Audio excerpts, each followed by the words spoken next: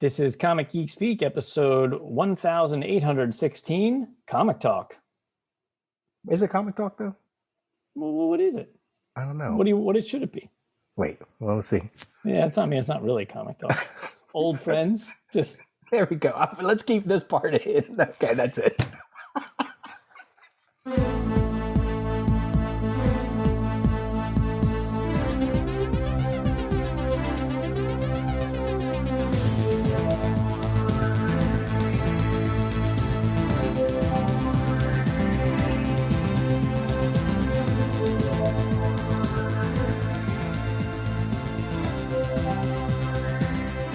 Look at your little space background. What the hell is that thing back there? well, there's my gaming PC and then just some cool lights on the desk for effect. Yeah, right. This is. Because I'm in Zoom meetings all day long, so it's got to look kind of cool, Oh, you're still working from home? Yeah, we're gonna keep working from home. I wish I could. We're going back in the fall unless Delta gets us in the next month. Yeah, we'll see. It's getting worse every day, so I know, and like especially because it's Philly, right? Like you can't escape people. You can't escape crowding into subways or stores, or I don't even know what Center City even looks like now. it's weird. Well, half the places are empty because they closed down.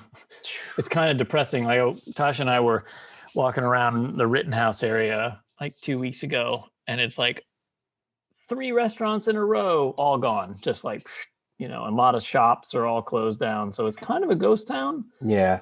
Yeah, it's weird.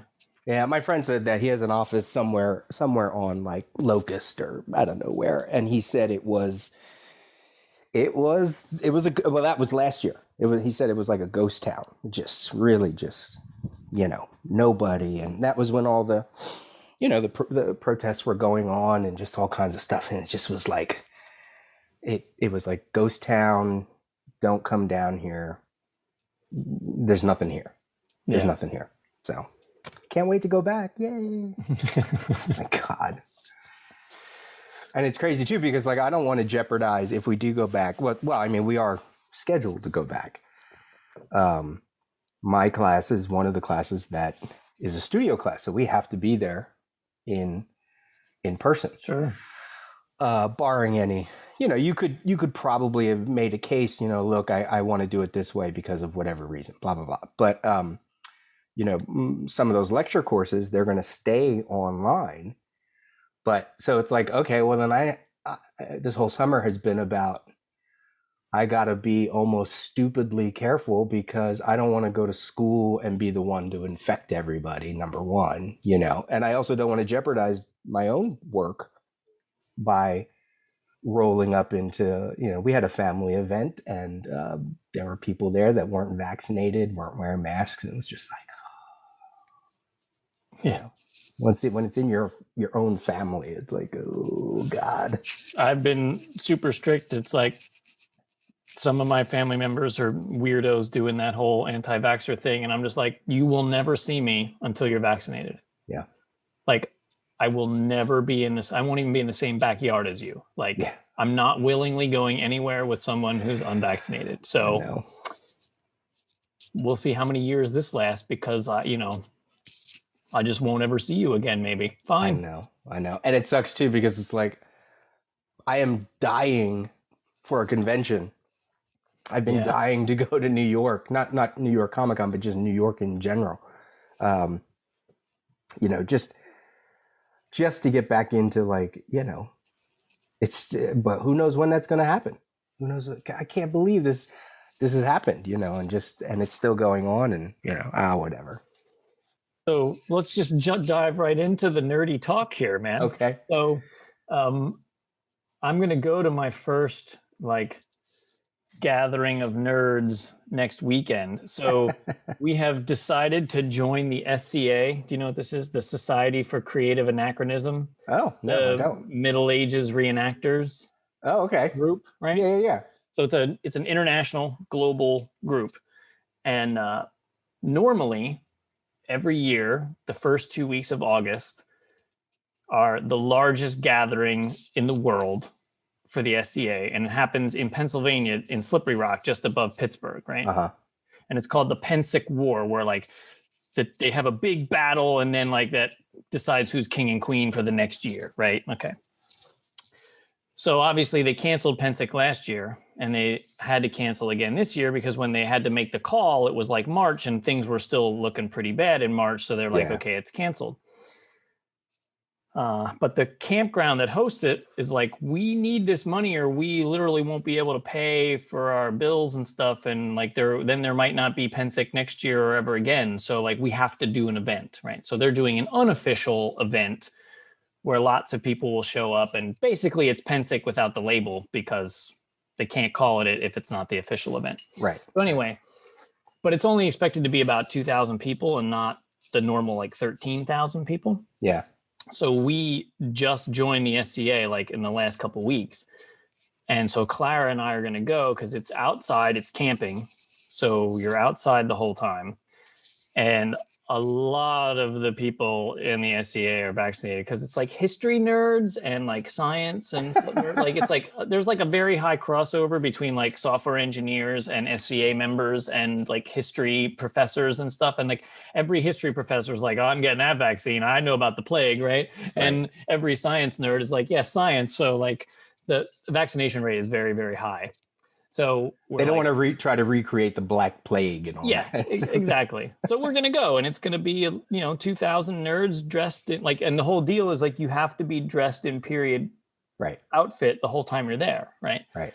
So you're like, we're all in, like we're making Viking costumes, like, because it's like pretty easy and very lightweight because they have for the summer outfits. Right. So it doesn't sound super hot.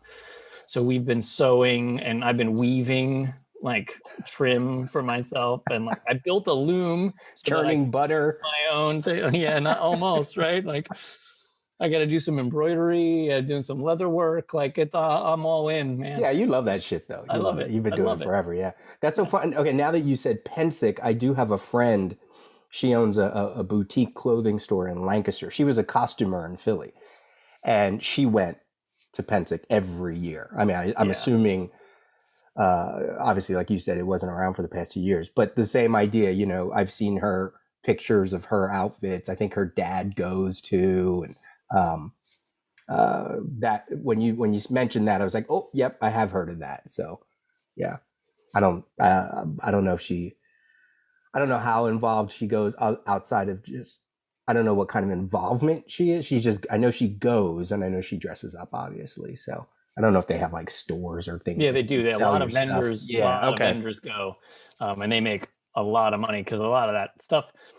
The nice thing about for those vendors, like a lot of those vendors will also do Renaissance fairs and stuff. Yeah. And Renaissance fair people don't like really care how historically accurate stuff is, so they just want cool stuff cheap, right? Right. So they will sell high volume at Ren fairs, but usually at lower prices. But then when they go to Pensic, they bring out their higher quality goods because people know that it costs money to buy good stuff. Right. And if they want it to be historically accurate, they're like, oh, this leather arm guard, yeah, that's $125 because I know that takes a long time to make. And it's, whatever. So, and like you can buy full suits of armor and all kinds of stuff. Like, I mean, it's crazy, right?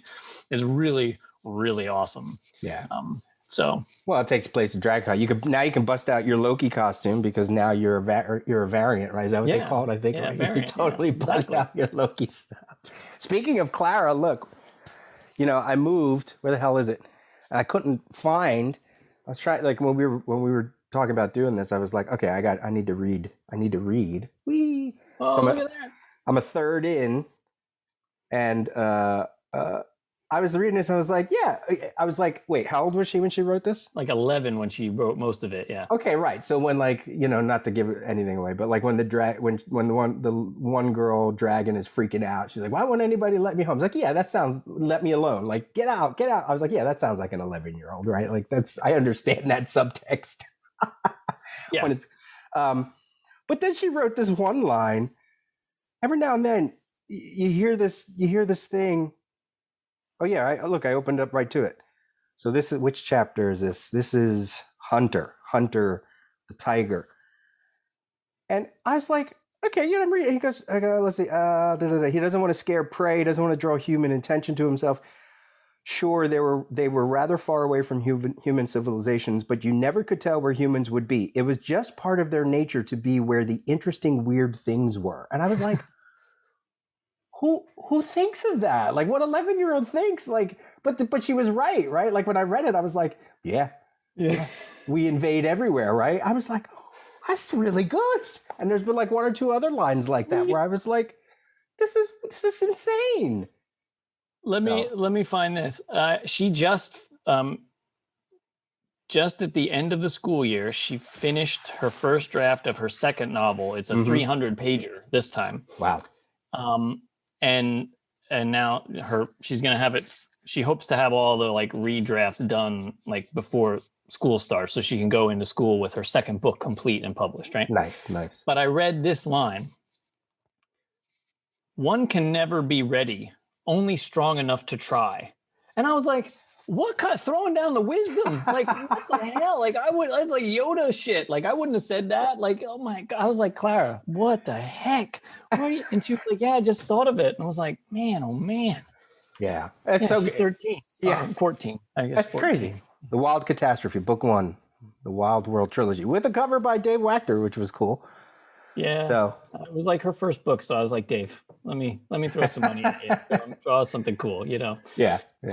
You got some pull, right? Come on. You got some artists in your Rolodex. Well, he did a great job, and Clara absolutely loves it, and it's proudly hung framed on her wall. You know, like, yeah. That was good. You know, I was reading it and I was like, this is, you know, people say they're going to do stuff. I've said I was going to do stuff over the years, leave things half finished. She did it. How many pages? It's like 90 some pages, right? Like, it's just shy of 100 pages for her first novel, right? It's not bad. Right? Yeah. That's like great. Old Man in the Sea is only like 140 pages or something or whatever, right? Like it's not. Yeah. Yeah, that's fantastic. I just think that's so cool. I mean, obviously I bought it. I was like, oh, I got to support. But then I was reading it and I was like, what the heck? You know, it's not even about like, I thought, okay, it's going to be, it'll probably be like adventure. They'll go right into the mission. No, so far it's 3 chapters of people just freaking out because they're animals and meeting spirit guides and going, you know, I know what a spirit. I'm calm with the world. I understand it, you know. And the other one's really freaking out, and the other one's trying not to let the animal side take over. I was like, this is too psychological for this age, right? And I'm starting to put it into my own experiences. I was like, wow. So yeah, kudos. I think it's great. So I'm excited for people to read the second one because the second one is like, I mean, it's a full-blown fantasy novel. Like it's right. Yes. By her third book, it's going to be like, okay, this is ready for like a real publisher. Like she's advancing so quickly. It's crazy. Yeah. Did you ever read the, what's the name? I don't know the name of is it the Covenant series? Like it's a guy, he's a leper in real life, but then he goes into like a fantasy world and he becomes, I don't know if it's like the Untainted or something like that. No, Let me see if I can look it up. Covenant series. The only reason I brought it up is because of the Chronicles of Thomas Covenant. Oh, no. And it's by Stephen R. Donaldson. Thomas Covenant, the Unbeliever. That's what he's called. So let's see if they have a. But anyway, the reason I thought of it was because when I think I read like one book of it, and in the very first chapter, I don't know if he gets beat up or hit by a car or something like that, but it immediately just goes right into the world of whatever that other world is. It's called the Land, I think. So he's been diagnosed with leprosy. He gets six months treatment. He divorces his wife. And then, that's what it is. A beggar comes up to him and asks for like, you know, money, and also asks for he has a white gold wedding band. And then the beggar says some weird stuff. And then Thomas Covenant, he's like weirded out by what happens. And then he gets hit by a police car. That's what happened. He gets knocked unconscious. And when he wakes up, he is in this world, right? Like, but it happens almost immediately. That's sort of what I felt about this too. Like, you know, a lot of books have like setup, setup, setup, setup. No, this book was like, oh yeah, I'm gonna go this and boom, bam, and suddenly everything Right. was there. The setup was like, okay, we're here. So it made me think. I thought maybe you might have read that on Lord Fowl's Bane. So yeah, that's cool. What else you reading? Reading, watching? What's been your isolation? Oh man, This should seem like heaven, right? The just being able to do whatever we wanted to do. But I've been reading a lot of books and watching a lot of shows, like getting caught up on. There's been a lot of good shows out recently. You know, thank God, yeah. Yeah. I just read an amazing book. Hold on, let me grab this on the shelf.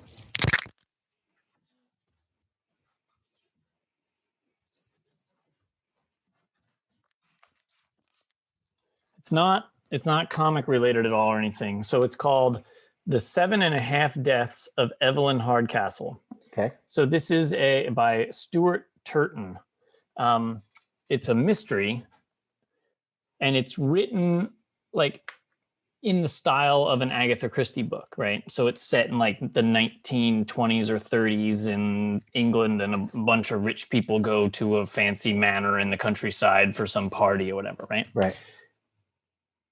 But the idea of the book is that the main character, who you don't actually even know who it is, wakes up inside the body of one of these guests of this party. And it's sort of like Groundhog Day, but each day he wakes up as a different person. Oh, wow. And he has to solve the murder. And so every day the murder happens and he learns a little more because he's different people and different perspectives, right. But you don't know, like, how, so it's sort of science fiction because it's like, how the hell is he body jumping and reliving time, right? So, but you don't know why or who or how or whatever. Like, is it really the 1930s or is it the year 3000 going back to the 1930s? You don't know. It's totally. Oh, I just inhaled spit. It's a mystery, like within a mystery, right? And it's very clever and it's very well written. I read it in like a week, and then Clara read it in like 2 days. Like, she was like, "This is so good." So it's a really interesting.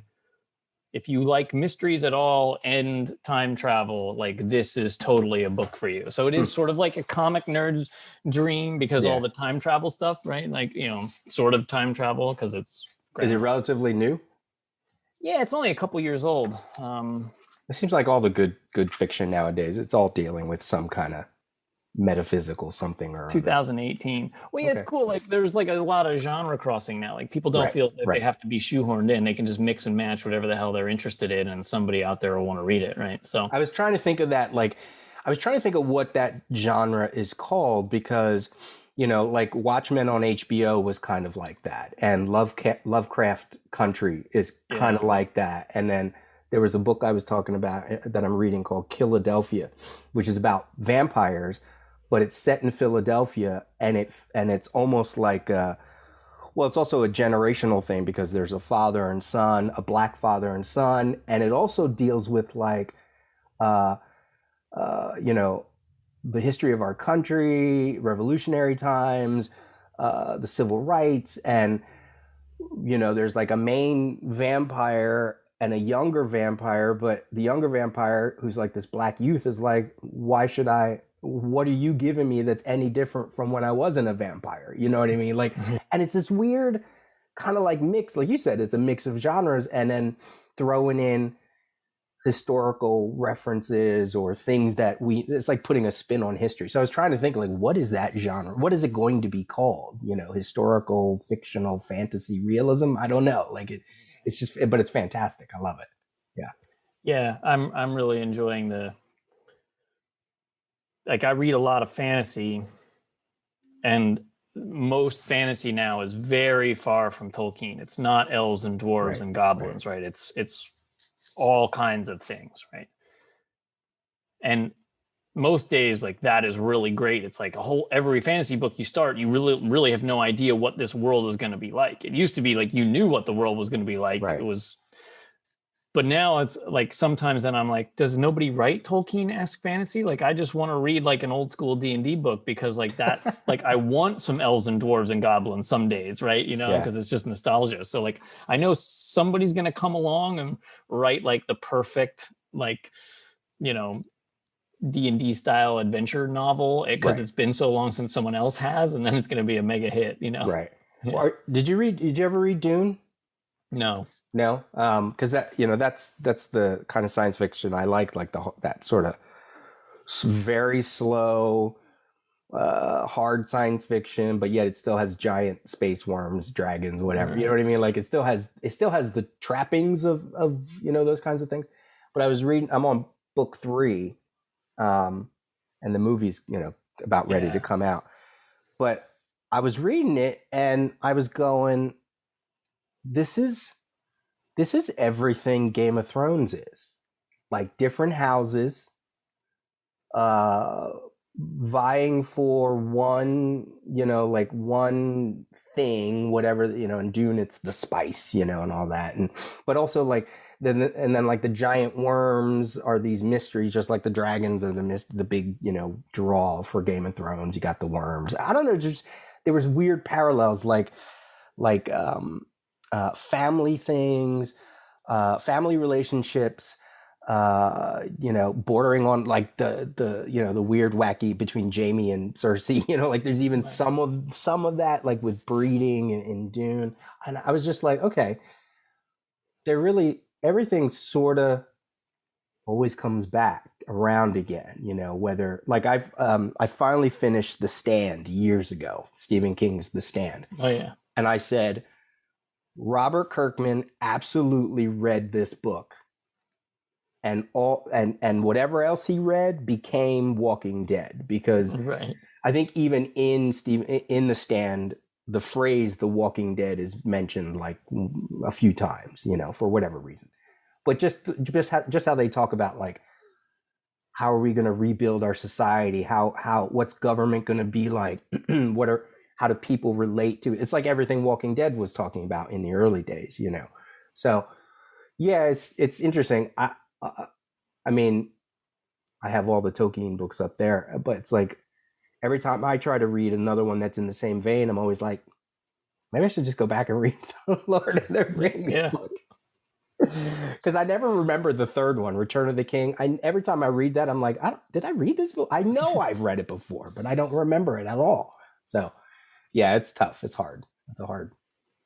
But I mean, you read a lot too, so I'm sure you see everything that those similarities and stuff. Yeah, I mean, there's so many tropes. The young farm boy that grows up and turns out to be this chosen one and has all the special magical powers or whatever that he never knew he had. Like that's 50% of fantasy books. But yeah, the real question is like how the author pulls that off and like where they go with that. And I recently read there's an author, Kel Cade, a woman out of Texas who wrote a fantasy series called King's Dark Tidings. And it's kind of awesome. There's like 4 books in the series so far. And like the main character is just basically flawless like all the time, which is kind of great. Like you always want that. Like you always want like your main character just win.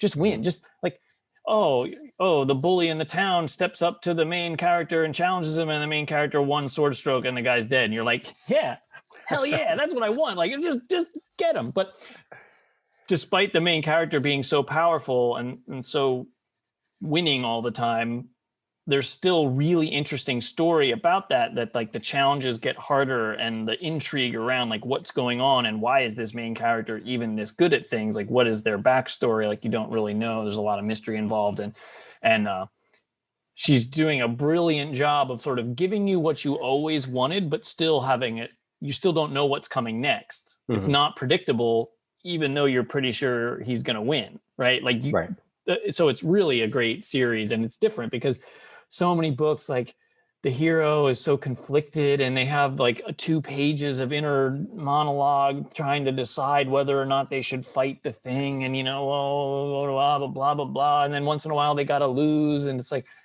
this person's been like alive for 300 and some years, and oh, it's good old fashioned. I was waiting for it. Dogs barking. So like they always like, and sometimes that gets frustrating, and this author's just like, nope. Wait, did you just gonna win? Did you ever read One Punch Man? I haven't yet. I want to. It's on my list. I mean, like he gets into a little of that, sort of like introspective stuff, but it's done in a style that's it's not always meant to be heavy, because it's such the story is just so over the top. And I mean, I got into it from Julian Lytle, of course. Mm-hmm. But then also I watched the anime first. And I was sitting there going, people talking about like, oh, I don't want to read Superman because, he can do anything. I'm like, okay, this is what the story is. It's taking Superman and putting that on him that he knows he can. He's bored of life almost. He's sitting there playing video games and somebody rolls up and tries to do something to him. And all he does is he takes him out in one punch, hence the name, right? But the way they go about it and the way it just keeps escalating and getting bigger, the menaces and the craziness of the story. But then it's also got like, there's different classes of superheroes, right? Because they're all sort of under an organization. And here's this guy, and he's like in class C, like they have him way down, but yet he can do all. It is so good. It is so funny, and so it's like watching Superman have like a crisis of faith almost, but yet the stuff he does in the stories and the outrageousness of some of the other characters, like the other superheroes, like there's I wish I could remember some of the other superheroes now. There's a prison character. And of course he's, he got caught up in the prison life, right? Like, showers and all that other stuff. And he has like is he the one that has like a pink bunny or I don't know. It's insane. It's an insane manga. It's so good. It's so good. So I definitely read that or watch the anime. I'm pretty sure it's on the Viz app, and I have a subscription to that, and you can read a whole bunch. It's $2 a month. It's like, you can't. I mean, one volume of manga is $12. Do you even buy comics anymore? No, I actually haven't bought any for like 6 months. Yeah. Wow. Because I have a subscription to the Marvel app. Mm-hmm. And DC shortened their window, so I've been waiting to subscribe to DC until like I was caught up with that shorter window. Right. So I should probably check because it might be time because there's still some stuff that I want to read. So right. I mean, they have so much. Because I was getting like 4 comics a month. I'm like, what? Where am I putting them? They're on the shelf. Like they're just piling up. Like I don't know. So I was like, let's just get I got like $60 for a whole year to the Marvel app. Right. It's like I don't have to buy that many comics. I don't have to read that many comics to pay for the $60. So. That's how it's getting to the point where I still get from DCBS. Now I still get like some original graphic novels and some collections, and I get comics, like Titans and all of that. I always get that kind of stuff. But I've had the DCU app since it first came out, and I think it was a couple months back. I was looking on the app and some new stuff dropped, and I was like, oh, let me look. And I went, yep, bought that, haven't read it. Yep, bought that, haven't read it. And here it is on the app, already paid for, know. And I'm slowly, you really have to be interesting I really have to want it to start ordering it. But like mini series and other series, it's all showing up, like I know there's that window, but I don't even think about that window because I'm so far behind anyway. It doesn't matter. It doesn't even matter. Once you wait 3 months, it's all brand new. And then there's all that older stuff that's on there. And it's like my whole collection is practically in this app. Why do I need, in fact, I was going to bug your ear because I'm thinking about getting an iPad, and I was like, I need I need to find, I got which iPad should I get, so that it's good comic book size, and Oh I my don't. God, I have for work at home. I have for testing because I'm responsible for the mobile app for the Philadelphia Oh, right, Inquirer, right? right. Mm-hmm. So it has to work on an iPad. So I have an iPad from work to test. I have the giant 12.9-inch, iPad Pro. It's actually physically larger than an actual comic book. Mm. Oh my God, Peter, it is freaking gorgeous. I mean, the thing's not cheap. It's like $1,000 or whatever, right? Yeah. But like, I didn't pay for it. So it's like, while I have it, I'm reading my comics on that, and it's amazing. And it's like, if I ever have to give that back to work, I'm going to have to buy one for reading comics because, oh my God, it's amazing, And do you run one of the apps on there, like the Marvel app or anything? Yeah, like that? Yeah. The Marvel app. Because I have an old iPad. I mean, like an old iPad that you could sort of run some stuff, but the process is just too slow now. So it's like, I got to get a new one. I saw the one you're talking about, and then I saw the next one down, which was like an 11 or something, like whatever it is. Yeah, that one's not. You can totally enjoy reading comics on that. There's nothing wrong with the 11-inch one, but like, if you're a serious comic reader who will also use an iPad for a lot of other stuff, like the big one is pretty freaking sweet. Like I know. Yeah. I'm thinking about it. Yeah. Cause I want to use it just for reading. I don't think I need a lot of storage because I'm not taking pictures with it. I'm not going to do video. I mean, at least not now. I'm not going to record on it. I got a new laptop. I can do all that stuff on that. But really for me, I don't want to take my laptop when I'm laying in bed and I want to read or I want to watch something. Yeah, it's beautiful for watching stuff. Big screen, Yeah. Sound is great. I might pull the trigger on that because I would be reading a lot more if I didn't have to sit up late at night at my desk and just use because I don't want to lay in bed I don't want to fry burn it out or anything like that. So with the heat. So it's like I'll be getting that iPad and it's just ridiculously easy to read comics these days. It's like buying comics. Those people who still buy chunks and big piles of comics, God bless them. They're keeping the industry alive because, geez. I know. I just don't want the physical things in my house. I know. And I got 35 long boxes downstairs. How am I getting rid of that? Slowly, chipping away, Oh, yeah. It's so weird thinking about too, like, that was the thing, collecting. Let's collect. Especially us, like when we moved Kevin that one time, he's got 50 long boxes from his attic and it was like, oh my God. And now it's after my last move where my knees were almost giving out, I was just like, I can't do this anymore. Can't do it. It's crazy. Yeah, I know. I think about all those times when I was like, 17 and was at the Holiday Inn or whatever. I was like, I need these 2 issues to fill the hole in my collection. It's like, who the fuck cares? What do I need that shit for? Now it's like, oh, that's gone. I got rid of all. Like I have my grooves basically and a few odds and ends. And really, even those odds and ends, it's like I could get rid of these. What do I have these for? It's ridiculous. So we ain't getting younger. No, what do I need this shit for? What we should have done, we should have compiled Shane's collection, your mine, like we should have compiled it all and had our own store or had like a new version of a store. Like it was only open one weekend a month, or something like that. And like, here we go. You got one weekend comic shop. Yeah, right. How awesome was that? Well, Kevin sold a bunch of his stuff with Heritage, I think.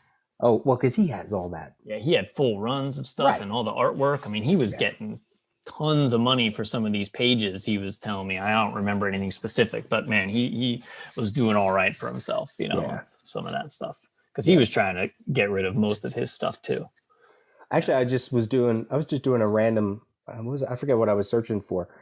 I saw the original artwork of Comics Now magazine number 4. The Buzz Marvel Knights, right? Yeah. So it's on like Comic Art Fans, but it was from a guy. I was like, well, who's that guy? And the guy, the owner of it, has on his page, he said, I bought it off of somebody who owned this. And I was like, Pants have that at one? Like, who had that original art at one time? I wonder I who it think was. so. Buzz asked. I remember, like, Buzz is always professional, right? Sure. Like, and he was like, "Hey, so since Comics Now 4 never came out, like, can I sell this?" And I was like, "Please do. I mean, you drew it. Of course you can sell it. Like, you don't owe me anything for it. Like, Right. um, so he sold it. So, but I have no idea who he sold it to. Now, that's a piece, like, that's one of those pieces where, like, boy, I'd love to have that. Mm-hmm.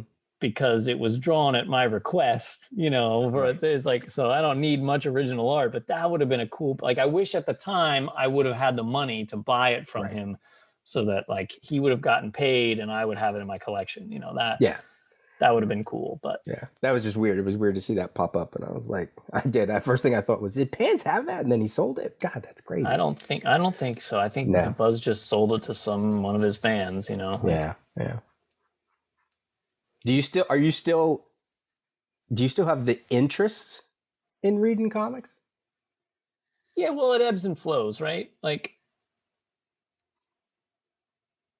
I'm getting a lot of my comic itch scratched by, like, all the Marvel shows that have been on Disney Plus. Like, all 3 of them have been excellent, right? And so that's taking away some of the desire, but then I'll hit a stride where it's like, I just want to read a bunch of comics because I love comics. Yeah.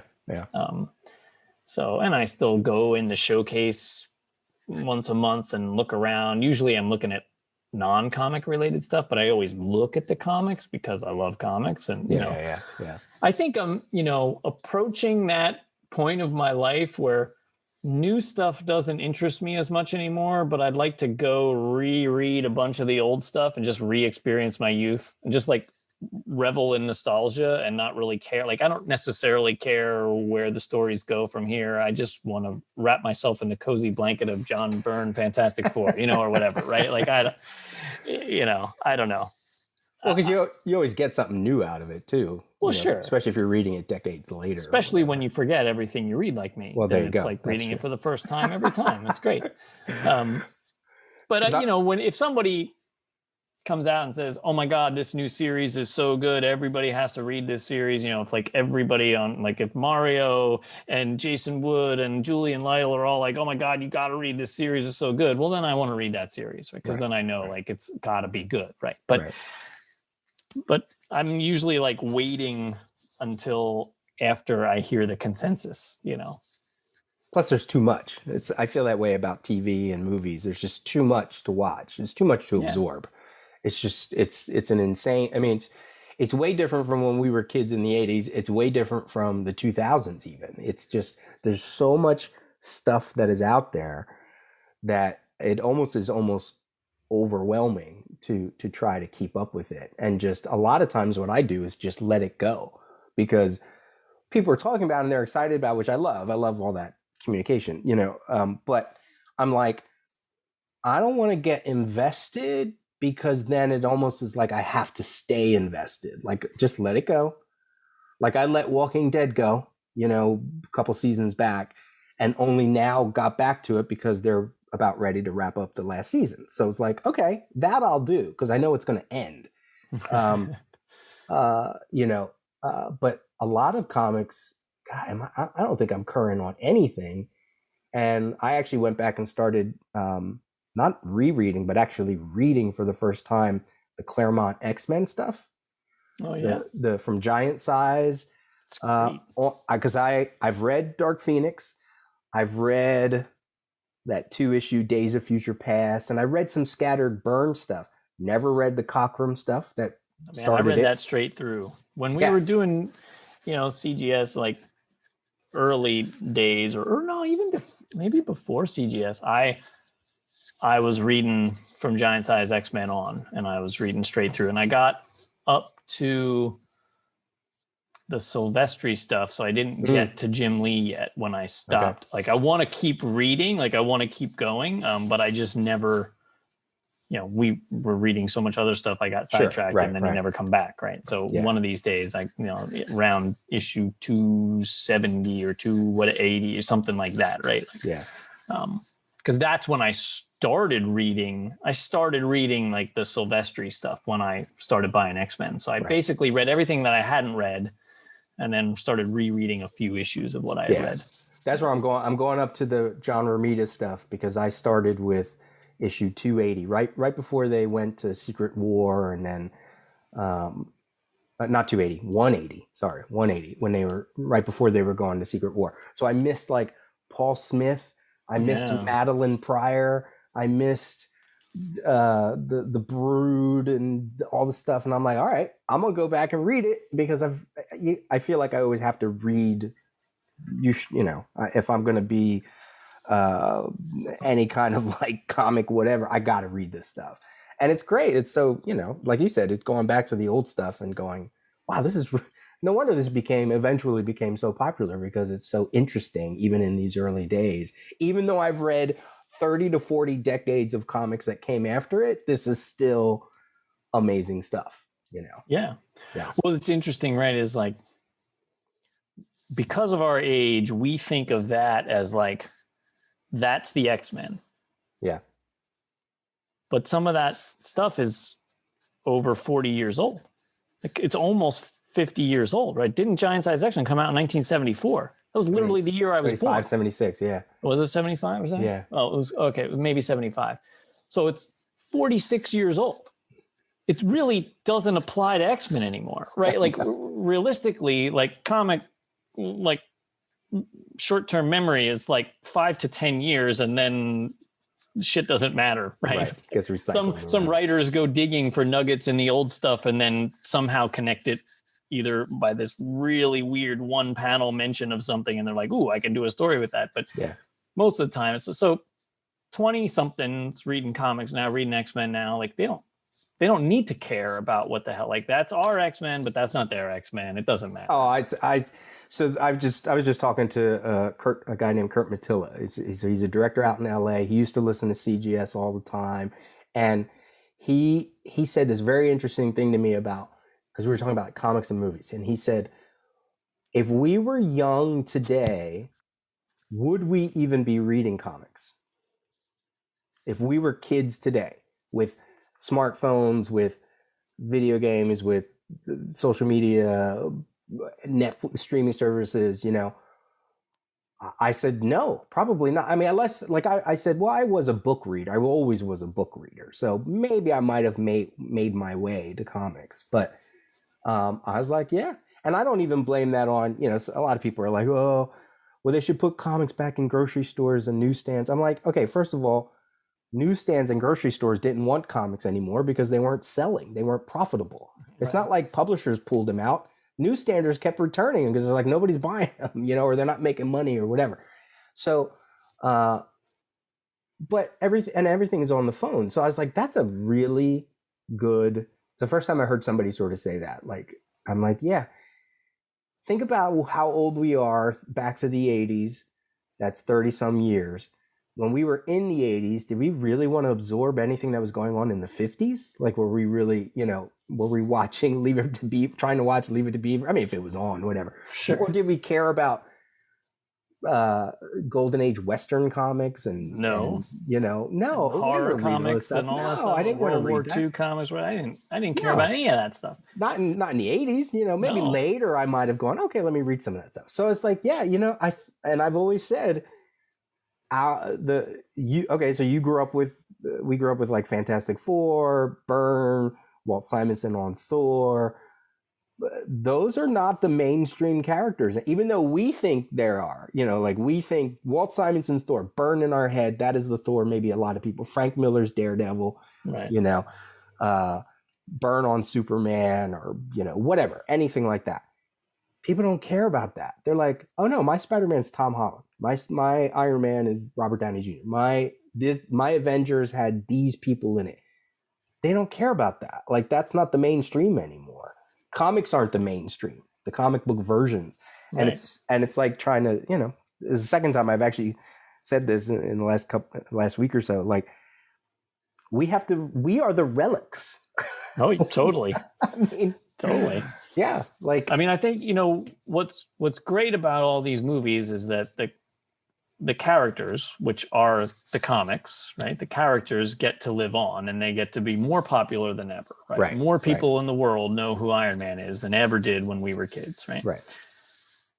The part that makes me a little sad is that as the comic base shrinks, like this appreciation of the artwork shrinks. And I don't mean just the physical drawings, but also the artwork that is the writing and the inking and everything. Like the whole package. There's a lot of art that goes into making a comic book.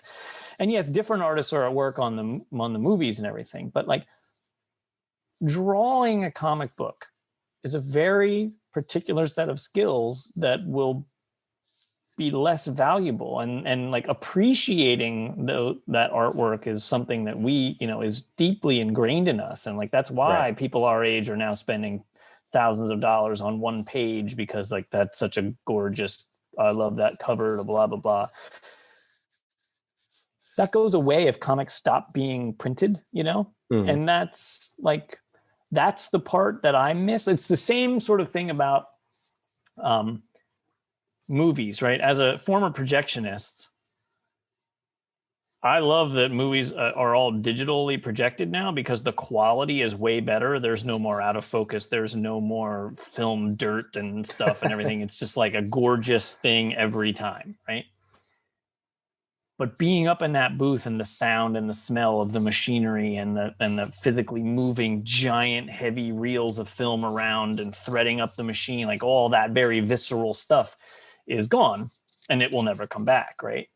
And so I'm sad about that, because that was those were really great memories for me, right? And so like people who love drawing comics and people who appreciate the drawn comic, that might be gone within 20 years, and then there won't be comic book artists anymore, other than kids who grow up with their dad's collection and they're like, oh, I want to draw this, but they'll never be paid to draw comics or whatever, like maybe, right? Yeah. I mean, that's a little doomsday, and there might always be comics, but realistically, like it's just gonna be about the movies and TV, right? Marvel Universe will live on even if there aren't monthly comic books. I don't know. Yeah. It's weird. It is weird. It's weird to think about like where everything is going and heading, but those of us who still try to triumph the world of comics, we're still going to push it. So yeah, I mean, and I get, I'm sure my ears are defective. They don't hold headphones properly. As I get older every year, I contemplate mortality a whole lot more than I ever used to. Right? Sure. It's an old man's game, right? and especially as like actors and comic creators and stuff, they die, and then you're like, oh man, this guy doesn't draw comics anymore because they're dead, and that's weird, and then you look at like some of the creators who are still alive and doing well, but they're older, like Walter Simonson is a great example. Like he's in his 70s, right? Or near, or late 60s or something, right? I don't know exactly how old he is.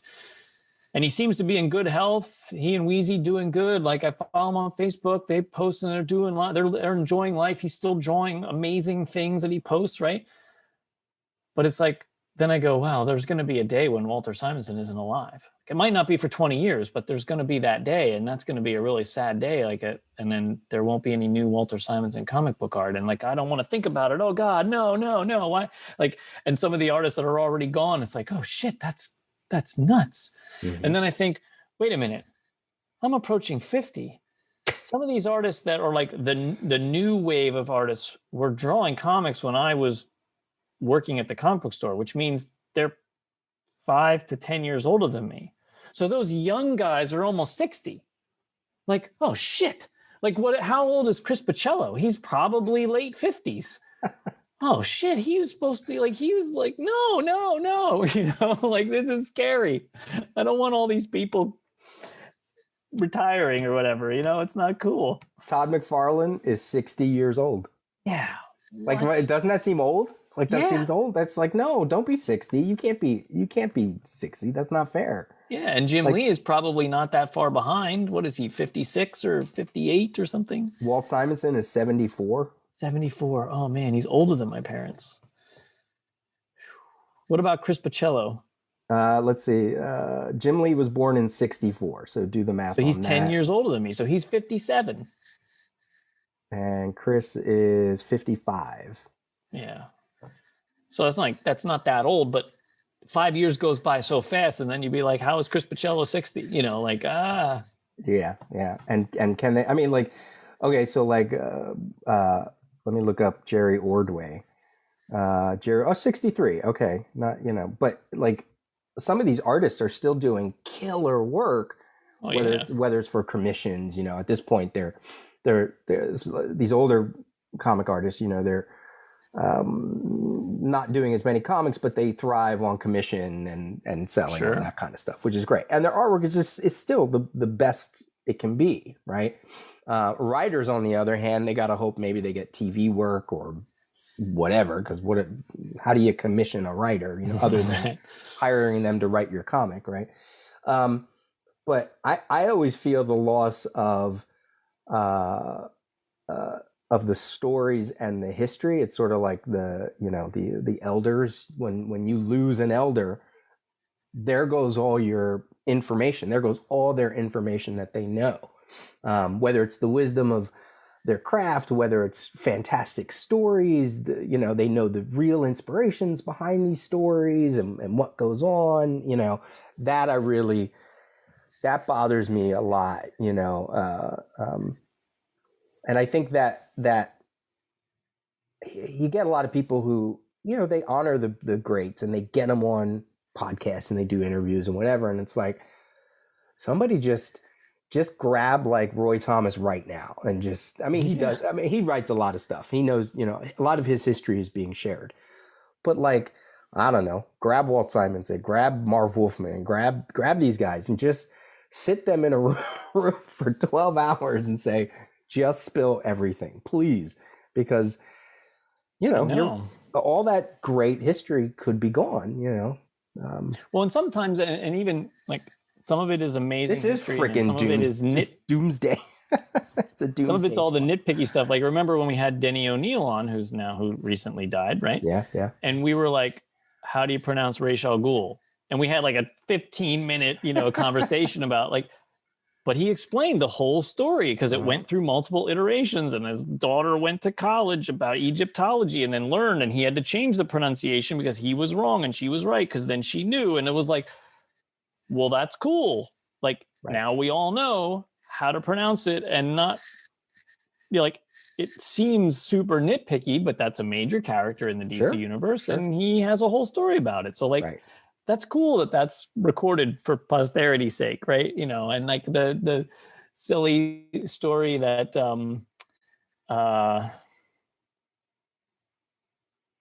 oh, for God's sakes, the guy who drew Tomb of Dracula, Gene Colan. Yeah. And he told the story of Stan Lee wearing like the beanie, the propeller beanie, in his interview, and he was like, and then Stan didn't remember that at all, and I was like, wow, I guess we can trust Gene that he remembers, because it was more likely that he would be surprised that the guy was wearing a beanie in his interview. But it's all that kind of stuff is so cool, and all the things that they told us that I don't remember, and all the stuff they didn't tell us, it's it's all gone. It's all going away. We're getting old. I don't like it. Nope. I don't like it, Peter. I'm on friggin' blood pressure medicine. Oh God. Well, I mean, I was thinking the other day, I was like, this is what, the 16th year of CGS. Mm-hmm. I mean, 16 years ago, we were young men. We were early 30s, right? Yeah. I know. We didn't know shit about shit. And we were like, I mean, what's funny about that, right, is like, I wouldn't have said half the shit that I said on the air now that I said then. Like, the show would not have been the same, like, if we started it now, because we were young idiots, and we just said all kinds of dumb stuff. I especially me. I mean, I'll speak for myself, because I spouted off a lot of nonsense in the early days. Yeah, when you said that on the 15th thing, you said I've said a lot of dumb shit over the years. It's like, yeah, of course. So like, yeah, but it was a different world, and that was the beauty of why CGS was so popular, though, is because we were friends. Like, because So we knew how to say that stuff and we knew why we were saying it. You know what I mean? Like, as opposed to, I think where people where they get in trouble these days is they randomly spout stuff because the person across from them, they don't know. And it's like, well, you can't say that shit, you know, or like, or I don't know, or you just don't.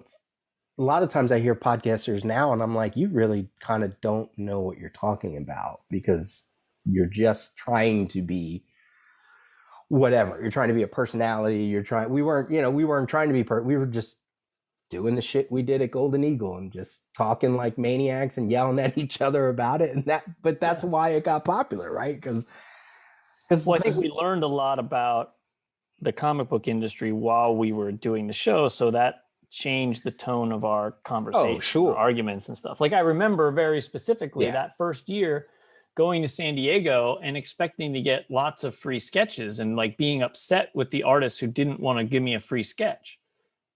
And then by like a year later, it was like, no artist should ever be doing a free sketch for anybody because artists' time is way too valuable. And oh my God, like, and I feel like I owe some of those artists money for the couple sketches that I got for free. Like, this is terrible. Like, I think I should mail a check to Steven Sadowski for $50 for the sketch that he did for me in my, because I just walked up to his table and I was like, ooh, can I have a sketch? And I handed him my sketchbook and he was like, yeah, sure. And I was like, that's really sweet of you, but I can't believe I asked him for a free sketch. Like, oh my God, I'm so embarrassed, right? Like, Buzz taught us that. Buzz and Sal, right? They were the ones who taught that. They said artists need to value their work, you know, especially Sal, because he was an art dealer. You know, he was like, these people who I know he said it on one of the episodes, these artists that go, yeah, I'll do a $10, I'll do $20. Like, no, your time, your money, you don't know if these people are going to turn around and flip it.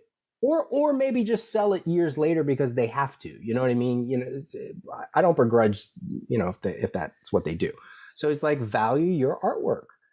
And if you value, maybe that's why the industry was the way it was, because artists in general are so self-reflexive and they're like, you know, always putting their work down. So they're like, oh, you know, it's going to be real quick. Here it is, $10. It's like, no, you know. Yeah. Well, I think that's something that definitely changed while we were doing the show. Was like it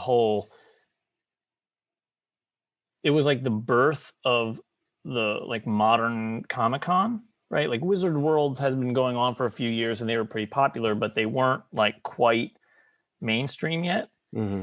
And then there was this sort of maturing of the Comic-Con over a very short period of time where like fans started figuring out what to expect from artists and artists started figuring out what to expect from fans. And then like sketches went from $10 to $75 within 3 years. And it was like, okay, this is where they should be. And then their sketch lists were filling up and Adam Hughes was auctioning every time, like, cause he could only do 3 sketches a show or whatever. And it was like, they were $300 each and take it or leave it, you know, or whatever.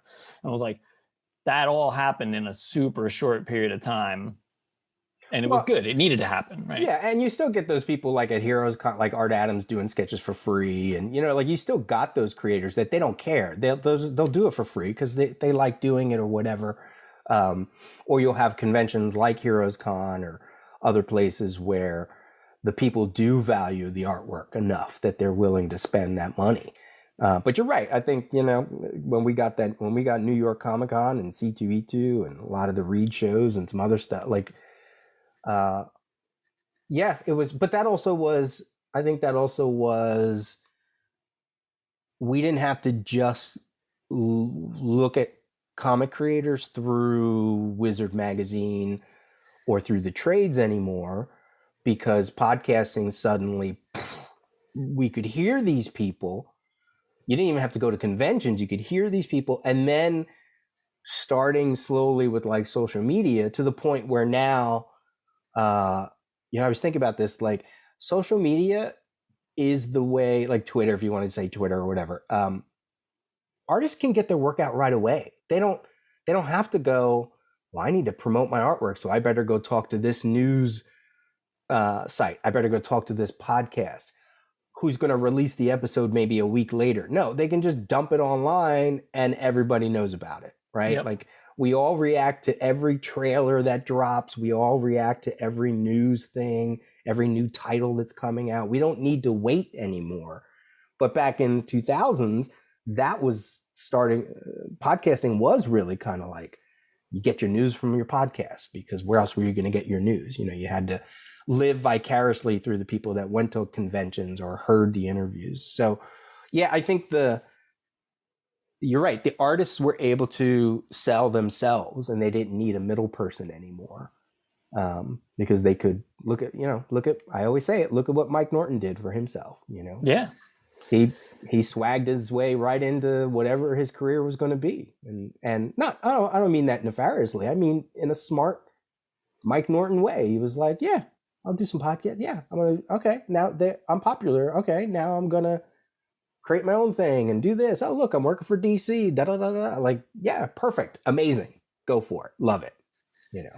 So yeah, it's interesting. We were going to do for the 15th anniversary, Brian and I were going to recreate the first episode word for word, but then start talking about like newer stuff, so that you weren't sure if it was like the old episode or it was like, wait, this should have done that. We should have done it. That's all right. I got busy and that's all right. Pandemic happened. Yeah, I know. Stupid pandemic. It sapped all the like enthusiasm out of me for everybody, everything. Yeah. Oh my God. Yeah. I mean, think about, I was down to, you should have saw me one time. What was I down to, like 160 pounds or something like that, which on me looks thin, because what was I doing? I wasn't doing anything. I was running at like 2 a.m. because I was so bored. Yeah. No, I didn't have a relationship anymore. The world was ending. And I was like, well, let me just go run and kill some lantern flies while I'm at it, like. Here, I'm going to show you. It'd be hard to see, but that's what a comic looks like on this massive iPad. I mean, Look at it's literally bigger than my head. It's so great. Which is good. My eyesight is going, so I need something like that. Yeah, like I don't even need to zoom in. I can just, because it's literally larger than an actual comic. So you can't zoom in on a comic, so I don't need to zoom in on the screen. But if I wanted to, I can pinch and zoom, but I don't need to. It's beautiful. Yeah, that's probably going to be my next big purchase. So, how's the family doing? How's Tasha doing? She's good. She's been doing a lot of pottery and selling it and stuff, so that's been great. Nice.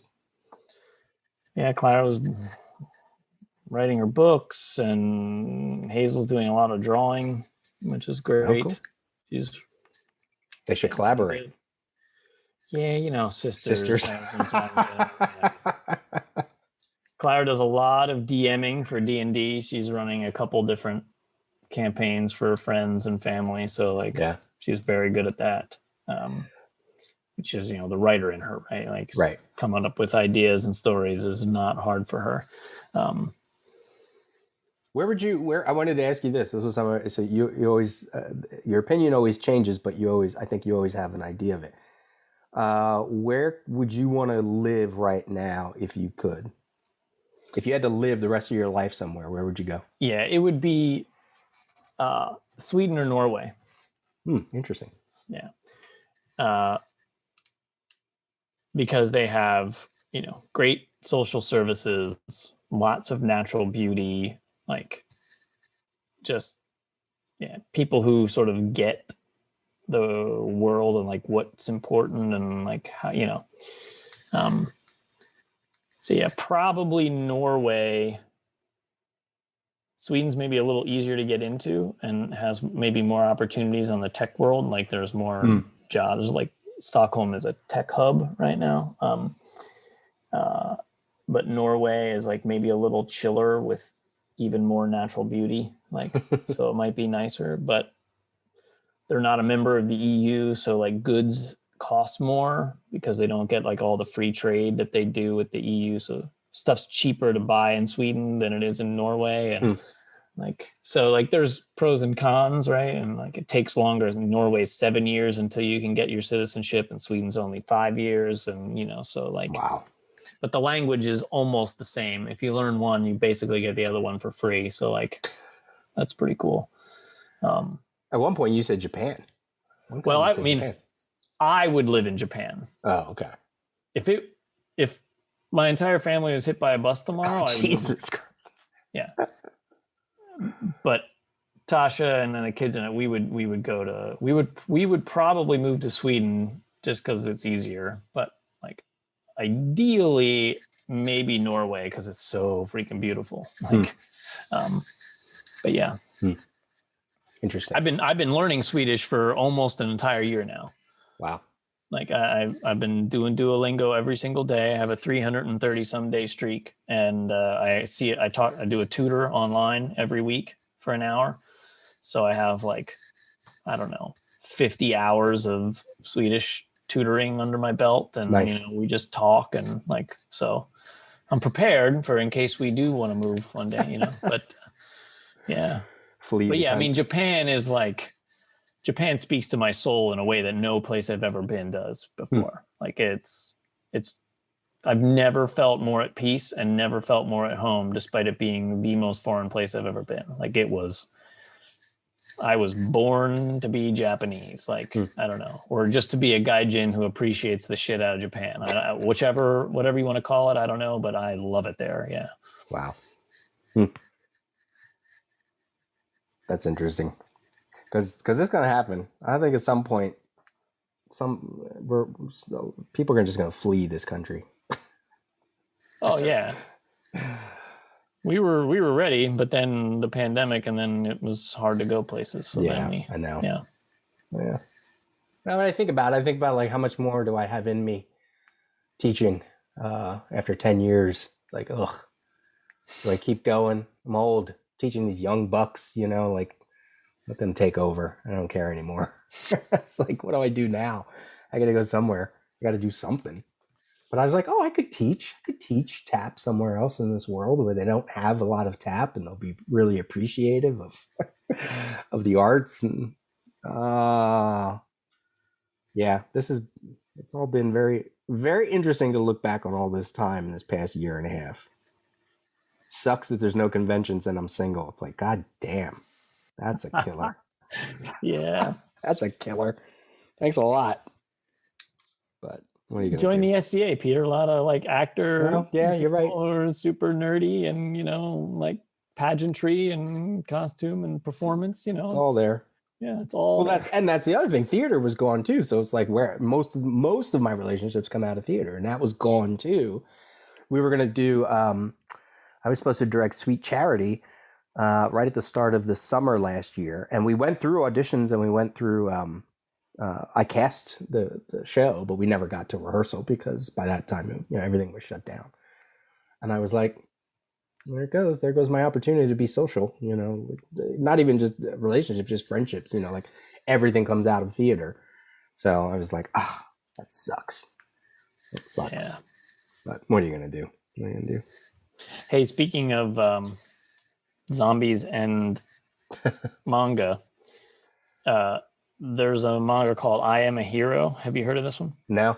So it's a zombie manga, and it's really good.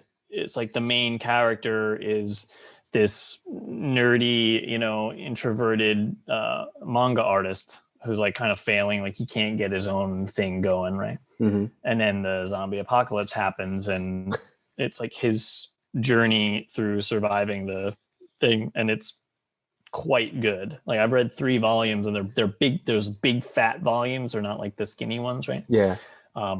It's really good so far. Yeah, I'm looking at some of the images. It's not what I expected art-wise either. Yeah, it's more serious than like, it's not like the kind of cartoony, happy manga, right? It's like, it's I think you would like it because it's like fairly cerebral. Nice. So if it's at the library or something or whatever, you should definitely check it out. Yeah. Also, I don't know if you ever read 20th Century Boys by Naoki Urasawa. I've always wanted to. Oh, that's good too.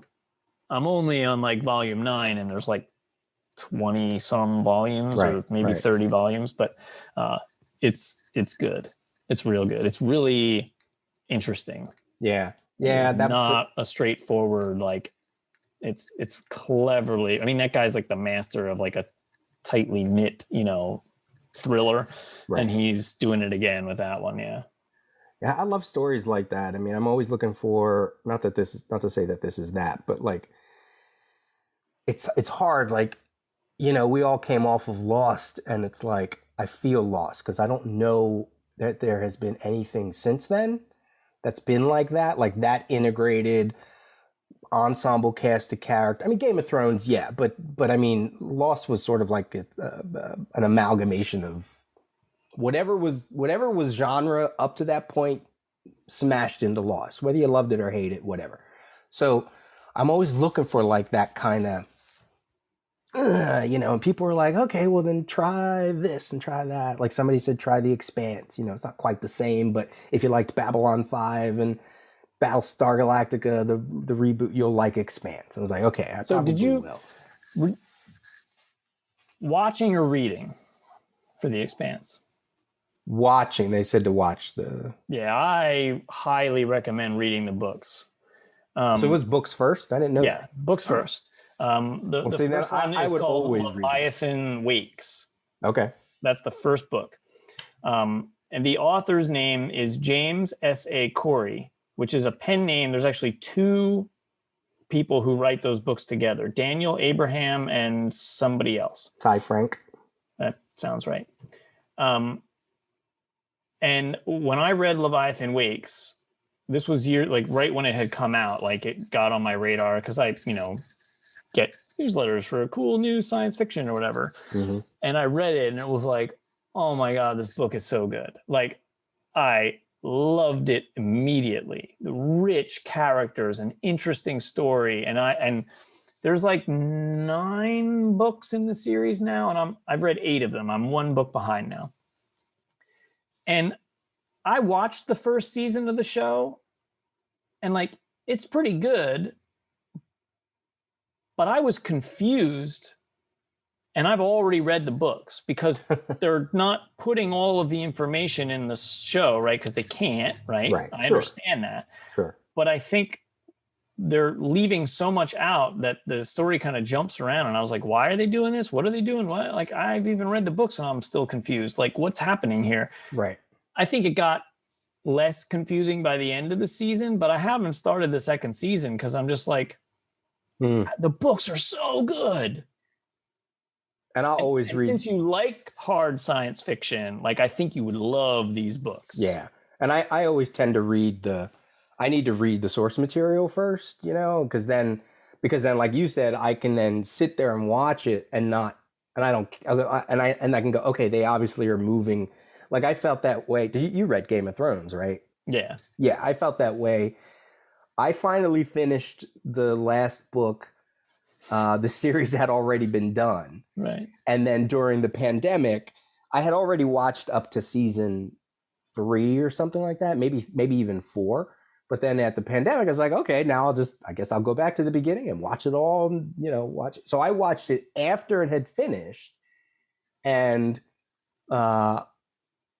I was so glad that I knew the books because you could see the stuff that they obviously cut away. Right. You could see I wasn't so, I don't know where you fall on the ending, but I sort of was like, from what I just read, it felt like that felt like what I thought the ending was going to be. Maybe not so immediate because it's TV, but I was like, I didn't think it deviated that far from what I was reading and what my brain was putting the story together. You know what I mean? I loved that whole last season. Like I thought it was brilliant. I'm not mad at it. Like so many people are so mad. I don't get it. Like I was genuinely confused by the vitriol because it was like, well, we don't know what the ending was going to be because he didn't freaking write it. So whatever, let's make up an ending. And like the whole episode that was like before the battle started, just an entire episode of anticipation and the nerves of the characters walking around and being scared and consoling each other and looking out at the horizon and seeing the approaching army. And like, you're like, what's gonna happen? What's gonna happen? It was a whole episode of that. And it was like, my God, that's brilliant. Like, it's so good. And like, and then when she goes nuts and just blasts the city and burning everybody, it was like, yeah, the Targaryens are nuts. Like that's their thing. Like she's not a hero. She's never been a hero. Right. That's She's basically been a despot, but she's pretty and kind. Like she seems like she wants to be good, but really she's doing it in a kind of a pricky way. Like, yeah she's not good. And of course she went nuts. Like I sort of feel like the George the way he writes, right, is so dark and so against, like the joke is don't love a character too long because you never okay. Well, I think that he was giving in the books, people were already making comments about her line, but also about her actions. He already was sort of setting that up. Like, I feel like what he was doing was like he was saying, of all of her family, she's going to come the closest to being maybe someone that might tip the scale, right? Like that maybe, okay, but it's not her, it's Jon Snow, obviously, right? Like he was the one that actually was going to really tip the scale. I don't know. That's why I wanted to wait to read the books first, because I was like, I want to get in their heads of these characters. And he was there while they were making it. Like, it's not like he didn't offer ideas and didn't tell them where he wanted to go. And I feel like now, if he ever does finish the book, he's going to do it differently on purpose. He's going to do it differently on purpose. We're never really going to know what the ending is. That's the unfortunate. He could say, but who knows? Like, who knows now? The only thing I think I was disappointed is because the books were setting up Cersei's dream, or no, I'm sorry, the prophecy that beware of your brother. Remember that witchy woman or whatever she was, what was the name of, like, Palanquar, or whatever the name of it was. They kept warning Cersei, beware of your brother, beware of a brother, beware of the brother. So we were always thinking Tyrion, right? Right. I was early on, as soon as I said, no, it's Jaime. Jaime's the one that's going to do something to her at the end. That I was really disappointed that he was not the one that stopped her at the end. Even while all the craziness was going on, because she was there witnessing Dany tear down the world, and yet Cersei still was like, no, I'm going to win. I'm like, this, she is out of her mind. So I thought there would be a point where maybe she was going to, I don't know, use that green stuff to blow up even the Red Keep, or blow up, whatever. And I thought, okay, what's going to happen is Jaime's going to have to kill her. And that's what it means by beware of your brother. So I was kind of disappointed they took that element out of the movie, the TV show. But all the other stuff, I went, okay, yeah, I get it. Those of you who are watching it week to week, I was binge watching it. So I was like, it was just, the pieces were just kind of falling and falling and falling. And I know people have absorbed it in a scholarly way, but I don't know, there wasn't anything in those books that I thought conflicted that outcome at all. So I'm sure I'll get a ton of email now. Everybody be like, well, you forgot about that. I'm like, okay, whatever. Well, and sometimes you do just want the heroes to win. So like when Arya is able to like kill that guy, whatever, it's like, that's what you want. Like, you want Arya. She's been training the entire series for this. I don't need her to die at the end. Like, it's okay if one hero wins, sure, and right. Like, it's like, and it was an awesome scene, yeah. And she drops that sword and then stabs him underneath, like whatever. It's like, yeah. Thank you. Right. Like, not everybody has to die, And Jon's role, even though a lot of people thought he was the hero, I think that's what he's always set up, is that you think whoever you think is the hero, whoever you think is the villain in that world, in our world, is usually not the case, right? And like, we thought Jon Snow was going to be the hero, and he was the hero in many ways, but he also was maybe it was because he was a product of a Stark and a Targaryen. Like, he just couldn't get off his ass, like same thing like Ned, it's like, get off your ass and do something, before you get your head chopped off. Yeah. And I feel like it kind of made sense, and like, okay, I was okay with Arya doing what she did because, as you said, she went around the world and learned everything. Like, she was the Batman of the Game of Thrones. Like, okay, awesome. The one thing about the books that, you know, they just skipped entirely in the show was zombie, what's her name? Ned's Caitlin, wife, right? Caitlin, Caitlin. You know, it was like Catelyn. Yeah, it was like, what did he? Obviously, that character was going to go somewhere and kill somebody or wreak some havoc of some kind. Like, she wasn't just going to stumble around for a book and then die, right? Like, she had to have a point. Right. And so, like, I'm curious what the point of that was. Was she going to go? Like, I always thought she would be the one to kill Cersei because, like, she's taken her revenge. Like, she literally came back from the dead to take her revenge on the person who killed her husband, like, and messed up her family. That's what I mean. Maybe that was too obvious, right? And many would argue that there was no way he was going to do that because you could see it coming from a mile away. Sure. Right. But sometimes I like to see the things come from a mile away, and I just want the good guy to win. So, like, but yeah, like, if nothing else, she would have maybe raised an army of the dead, and they would have been part of the big battle at the end or something to fight the other army of the dead. I don't know, right? Like, something. But who was wasn't she supposed to be? Wasn't she? So she got married to Ned, but wasn't she supposed to be married to some? Oh, but he died. She was supposed to marry a Stark that was killed, wasn't it? Something I don't remember. I don't remember. My memory is terrible. You know, I thought she, or maybe she would have gone up against the Red Witch. You know, the whatever her name is. You know, maybe that would have been like they were on the opposite sides or something like that. But and actually, the whole time that I was reading the books, I can't remember now. I might be confusing the books with the TV show. When Tyrion actually makes his way to Dany, I actually thought he was doing that as a way to kill her. I thought he was, you know, kind of just sliding his way in, and then he was going to have some kind of about face, you know, near the end. So, obviously that's not the way it went. He's a fantastic character. You know, anything he does, I would have been fine with because he was such a cool character and played so well. Did you see the whole interview thing they did, like with Conan, like in the last season? It's like this long interview with Conan. They bring out like all the different houses and all the old actors back again. And you don't learn a lot about the show, but it was interesting to watch, to see how they play off of each other. And Peter Dinklage talking about being one of only a few actual Americans that were on the show and stuff like that. So yeah, it's interesting. It's a good watch. You can find it on YouTube. So yeah. How do we get into all that? I don't even remember. Who knows? Who knows? Doesn't matter. No. So do you want to tell them what we were thinking about trying to do? Tell sure. The hungry listeners if we actually do it.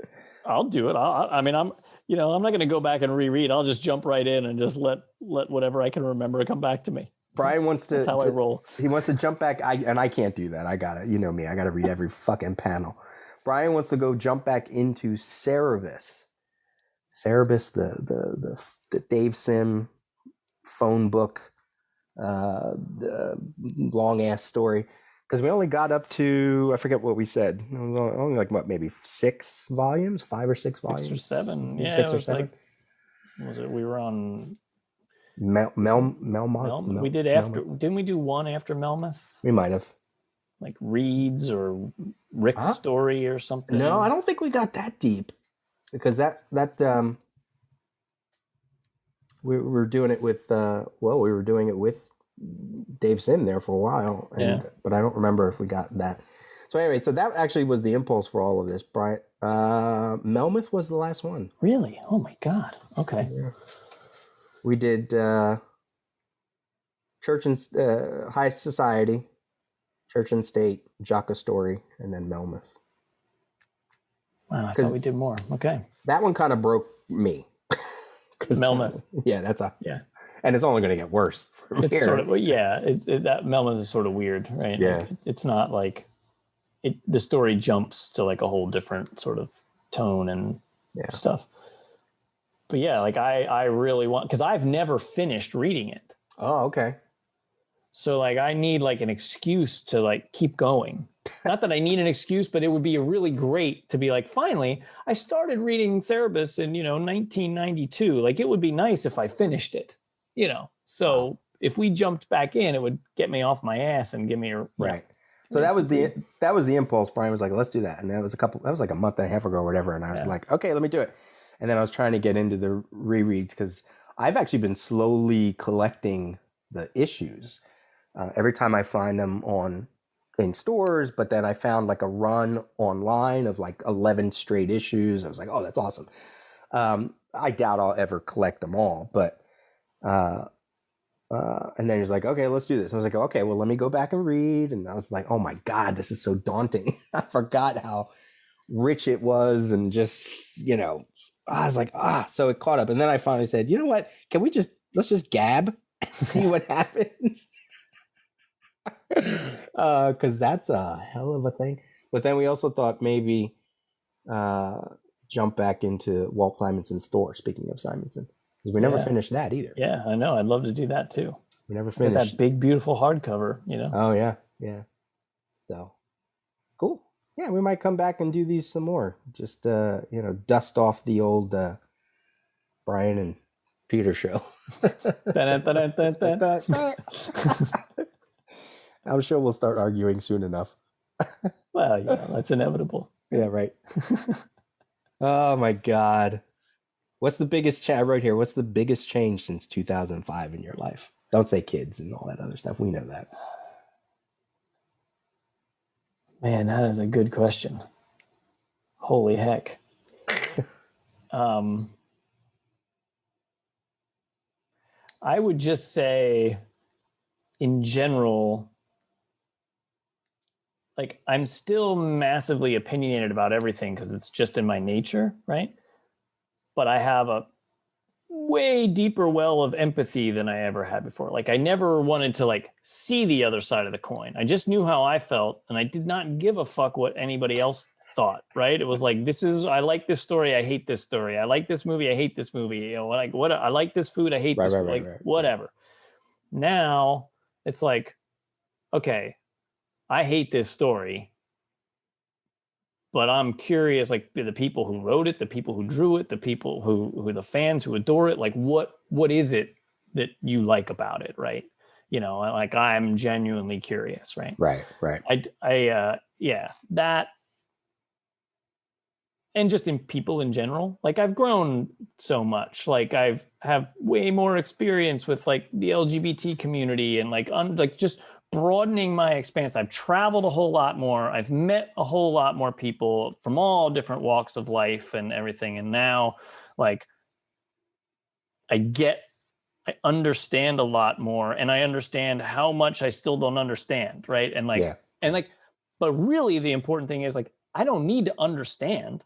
I just need to accept like those are people and they're doing they're doing what's right for them. And that's where I don't need to understand it. Like it's fine. Right.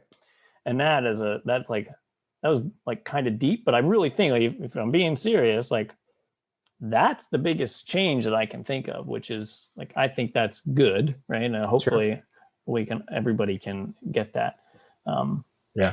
I mean, that's where you want to be. That's where everybody wants to be. Like I think that's one of the reasons why, I mean, okay. So you have, how old is Hazel now? Did you say? She's 13 and Clara's 14. All right. So they're both teens, right? Yeah. Okay. I forget who I said this to one time. I was at school at my college and teaching. And I said something to another faculty member about the incoming first year students. It had been a couple months or whatever that we've had classes. And I was like, wow, this is quite a different generation from the previous first year classes. And I have a friend from college who her husband teaches on I want to say high school level, but it might even be middle school. And she said, that's interesting that you noticed the change in college because a couple years back, he noticed it in his level, and it would make sense that now they are out in school, right? So the one thing I was trying to tell my mom this, because one of my nephews came out not too long ago, maybe it might be last year or something like that, and I was trying to say to her, I don't know what it's like growing up now. And we can be the adults and we can be older and we could expect certain things, but we have no idea what's going on in their head and what's influencing them. Not what we think is influencing them, what's actually influencing them, right? Like we grew up in the 80s and we had things like Reagan and AIDS and Chernobyl and, you know, all the stuff that's... And sitcoms that were poisoning our brains. Yeah, you know, apparently, you know, right. Yeah. Or like, well, put it this way, like every sitcom had that one neighbor character that was gay, right? But they didn't want to come out yet on TV, right? And like, and that's, you know, I look at that and I'm like, that was influencing us, right? Because we knew people in our lives who were probably also afraid to come out, and or like suddenly I was seeing Hispanic characters not just being janitors and whatever, you know, the Rubik's Cube cartoon was all about a Spanish family finding the Rubik's Cube, you know, like, so it's like, we don't know what they are so much more aware and open about and accepting about stuff. And I know I'm generalizing, but what in my arts community, I see that a lot, right? So like, to go back to what you said about what has changed since 2005, I learned so much from them because I see how they interact, and they're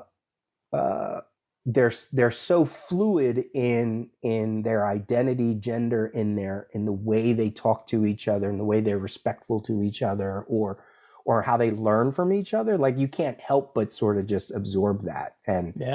And way before my school was having conversations about pronouns and addressing students, like I had given up calling it freshman year. It's not freshman, it's first year students, you know, and addressing everybody by name, you know, making sure that I'm not, because I didn't want to assume, and I didn't, you know, way before all that was happening, already starting to talk about things like if you're in theater, there should be a level of most times, if it's not written to be a certain way, anybody should be able to play anything if it's not written a certain way, you know? And so like, that's something I've definitely learned. I've been in theater all my life. I remember when I was 16, an older man bought me a drink at a bar, and like, first of all, no, thank you. Secondly, I'm underage at a bar, you know, because I used to hang out with the older people in theater, right? So, but it is the level of intolerance in the world, which absolutely we have shown in these past like 5-6 years, really hits home of why I think we keep certain people in our lives. Like, that's something I've learned. I don't give a shit if I cut family and friends out of my life, because like, totally, I'm old. I want to protect certain people, and I don't want to hear your voice anymore, or your opinions, or your ideas, you know, like, to wrap it up 100%. Back into the beginning of this conversation with the anti-vaxxers, you know, like, I know it's people say, oh, you shouldn't cut family friends for real. I'm like, no, you should. No, I should. Yeah, no, you should. Blood means nothing. That's a whole pile of horse shit, you know, that like, I mean, I want to be around good people.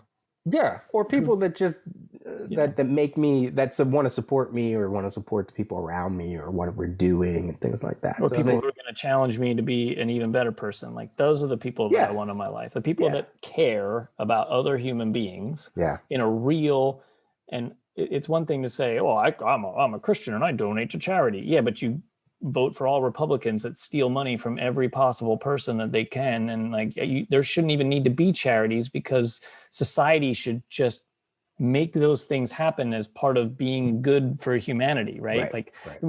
Everybody is like, the trappings of capitalism are everywhere. The fact that like, they tell us like, we should be donating to charity. Did you donate to a good charity? And again, like, if we did society right, we'd never need any charities at all, because Yeah. everybody would be taken care of. So Right. you're just trying to make me feel guilty, but you're the one who stole all the money. Like, F you. I'm not playing by that game, you know? Like, Well, get out I of mean, my it happened in the pandemic, you know, like a lot of people lost their jobs, obviously, right? My dad lost his job. And, you know, here I am teaching. And fortunately, I had a teaching gig, but I was still, not that my family ever put down any of that kind of stuff, but, you know, I was like, I'm still working. You know, my stepdad had to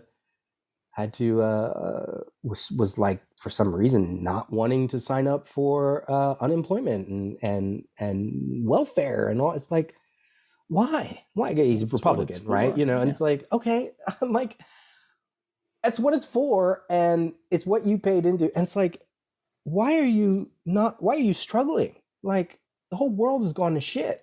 We could be dead in a year. You know, that was back when we didn't know, you know. So Right. it's like, and I just sat there and was like, okay, you know, when it's in your immediate family too, it just sort of makes you go, what the F, you know? You got mixed race kids, you got kids coming out, and like, you're still holding on to that whatever. And it's like, I don't understand it. So that, I think that's something that's always been sort of in my life anyway, but I'm just like, I am not here to challenge you if you're not going to change, you know. And like, I don't care anymore. Like, I don't care. Yeah. It's the same thing with like theater. I've cut out theater in my life because I'm looking at what they're doing, right? Like, okay, they keep saying inclusivity, they want to include blah, blah, blah, blah, blah. And like, this one theater, the first show they put out, 4 white actors, all white staff. And I was like, you didn't bring anybody onto your staff? Like, nobody called me up to like get my ideas on what theater should be, you know, for whatever. I was just like, see, I can't do it. So I was like, fine, I don't need to do theater at that place anymore. Like, really, like, no, I don't, you know. So letting things go is kind of been my thing for the last 5-10 years. Like, just let it go. I don't want anything to bother me anymore. Like, that's fine. Let it go. I wipe my hands. Good. Bye. Whatever. I'll be a hermit for the rest of my life. I'll read my fucking comics. I'm good with that. You better save those 35 long boxes. You're going to need to read them all again. I know, it's true.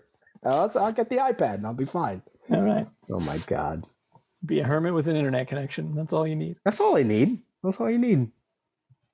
So funny. Cool. Yeah, it was good. This was fun. So, all right. We'll do it again. Yeah. We'll be a little more focused next time. People like when it's unfocused, though. I guess that's true. There's a balance.